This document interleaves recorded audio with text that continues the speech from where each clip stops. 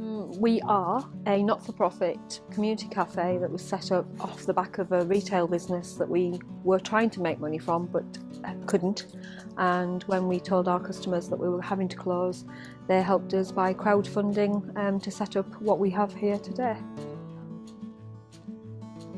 As I said, what happened was we were telling customers that we were going to have to close, and we realised we'd actually become more of a sort of a community hub stroke meeting place where people were getting together and having chats and everything else, and it was the only way really that we could take it forward without penalising anybody. You know, people were offering to pay money for us to keep open, and it wasn't ethically correct to just do that unless it was the community project. So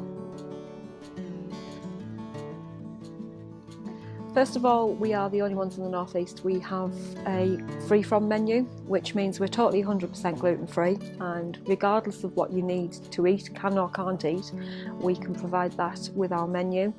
And also we are totally independent. We're not backed by any government funding or anything. We do it all ourselves through being nice to people and, and people that come through the cafe. Basically, the food and drink pays to keep us open.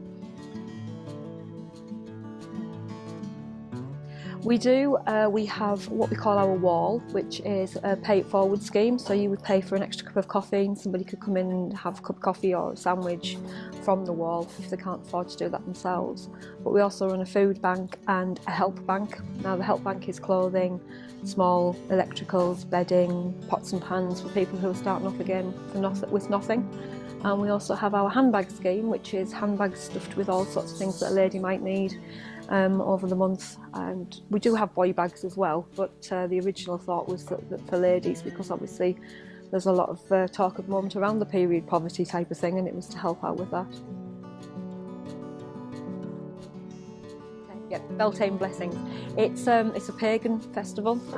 We try to celebrate as many as we do because we are ourselves a pagan, and it's just a chance for everybody who's like-minded or wants to find out a little bit more and find out about the pagan way of life and everything that we celebrate to do with that. And Beltane is basically the return of spring, so it's to celebrate all the new happenings, and it would be a fertility festival originally, and it's kind of a little bit dumbed down now, but it's along the same lines, celebrating new life and the rest of it. It's on the 29th of April on the afternoon, and it's usually, we have it on our Facebook page for the shop, and we also have our pagan group, which is Two Rivers Pagan Alliance. They can search that, and it's a case of just turn up and come along. However, we are running a bit of a workshop as well, so we do have an event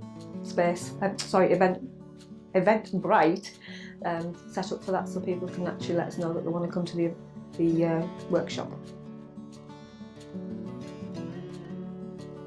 Research.